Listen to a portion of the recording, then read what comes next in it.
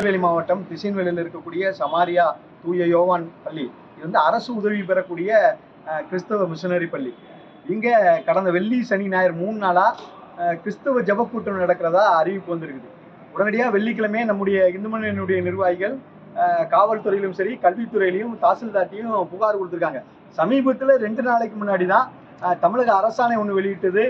கல்வித்துறை அமைச்சர் திரு ராஜ்மோகன் அவர்கள்லாம் கூட பத்திரிகையாளர் சந்திப்பில் சொன்னாங்க, தமிழகத்தில் இருக்கக்கூடிய எந்த கல்வி நிறுவனத்திலும் மதம் சார்ந்த எந்த நிகழ்ச்சியும் நடத்தக்கூடாதுன்னு சொல்லி அரசாணை வெளியிட்டிருக்காங்க. ஆனால் அரசாணை வெளியிட்ட 2 நாள்லயே இங்கே இருக்கக்கூடிய அரசு உதவி பெறக்கூடிய கிறிஸ்தவ மிஷனரி பள்ளியில் 3 நாட்கள் ஜபக்கூட்டம் நடக்குது. இதை தடுத்து நிறுத்துங்கன்னு சொல்லி வெள்ளிக்கிழமை எல்லாத்தையும் பெட்டிஷன் கொடுத்துருக்கோம். இங்கே இருக்கக்கூடிய காவல்துறை அதிகாரிகள் வெள்ளிக்கிழமை சொன்னாங்க, நீங்கள் எதுவும் போராட்டம்லாம் பண்ணாங்க, நாங்கள் தடுத்து நிறுத்திடுவோம் அப்படின்னாங்க. ஆனால் வெள்ளிக்கிழமை ஜபக்கூட்டம் நடந்தது. சரி, சனிக்கிழமையாக தடுத்து நிறுத்துவாங்க, நேற்று சனிக்கிழமை நடத்துவாங்கன்னு பார்த்தா நேற்றும் வந்து ஜபக்கூட்டம் நடக்குது.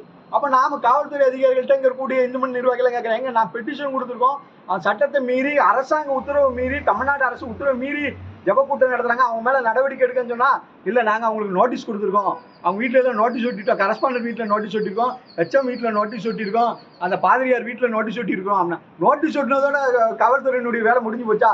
அதை நிறுத்துங்கன்னு சொன்னால் நிறுத்துங்கன்னு சொன்ன இந்து முன்னணி பொறுப்பாளர்கள் 20 பேரை கைது பண்ணி நேற்றுக்கு நைட்ல இருந்து இந்த மண்டபத்தை அடைச்சி வச்சிருக்காங்க. இவங்க என்ன கேட்குறாங்க, எங்களை ஏன் கைது பண்ணீங்க?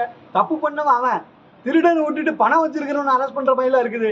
யார் தப்பு பண்றான்னு அவனை உங்க உத்தரவு மீறி அவன் வந்து நிகழ்ச்சி நடத்திட்டு இருக்கிறான்.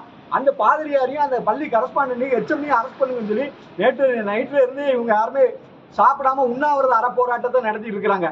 இன்னைக்கு காலையில இந்த உண்ணாவிரத அறப்போராட்டம் நடந்தது. இப்போ காலையில ஒரு 9 மணிக்கு இங்க இருந்த எங்களோட இருந்த முருகன்கிறவரு மயங்கி விழுந்துட்டார். மயங்கி விழுந்து அவர் ஆஸ்பத்திரிக்கு கொண்டு போயிருக்காங்க. நாங்க வெளியூர்ல இருந்து இவங்களை பாக்குறதுக்காக வரோம், எங்களை காவல்துறை உள்ள விடாம வாசல்ல தடுக்கிறாங்க. ஏங்க அவங்கள அரெஸ்ட் பண்ணலைங்க, எங்க பிறையா எங்க தடுக்கிறீங்களா? இல்ல நீங்க பார்க்க போக கூடாது. அப்ப நீங்க அவங்களை அரெஸ்ட் பண்ணி வச்சிருக்கீங்களாங்கன்னா இல்ல அவங்கள நாங்க வெளியில போய் சொல்லலாம். டிராமா போடுறாங்க. காவல்துறை ஒரு நிலையான திட்டம் இல்லாம டிராமா போட திரும்ப சண்டை போட்டதுக்கு அப்புறம் தான் இல்ல நாங்க அரெஸ்ட் பண்ணல, நீங்க உள்ள போங்கன்னு சொல்லி எங்களை உள்ள விடுதாங்க. இல்ல இப்போ ஒருத்தர் வந்து மயங்கி வந்து ஜிஹெச்ல போய் அட்மிஷன் ஆயிருக்கிறாரு.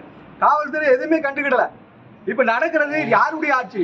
மிஷனரிகள் பாதிரியார்களுடைய ஆட்சி நடக்குதா இல்ல தமிழக வெற்றி கழகத்தினுடைய மரியாதைக்குரிய ஜோசப் விஜயினுடைய ஆட்சி நடக்குதானே தெரியல. தப்பு பண்றவன் அவன். சட்டத்தை மீறி அரசு உத்தரவு மீறி அரசு உதவி பெறும் பள்ளிக்குள்ள கிறிஸ்தவ ஜப கூட்டம் நடத்துறாங்க.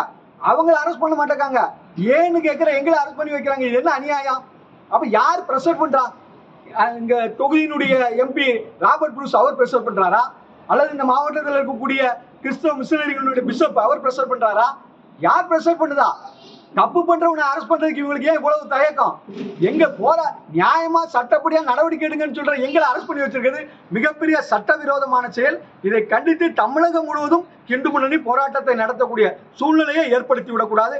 மரியாதைக்குரிய முதலமைச்சர் உடனடியாக இதை தடையிட்டு அந்த அரசு உத்தரவை மீறி அந்த ஜப கூட்டத்தை நடத்தி கொண்டிருக்கக்கூடிய அந்த பாதிரியார், அந்த பள்ளியினுடைய தலைமை ஆசிரியர், அந்த பள்ளியினுடைய கரஸ்பாண்டர் எல்லாரையும் உடனடியாக கைது செய்ய வேண்டும் என்பதை வலியுறுத்தி இவர்களுடைய உண்ணாவிரத போராட்டம் தொடர்ந்து கொண்டிருக்கிறது.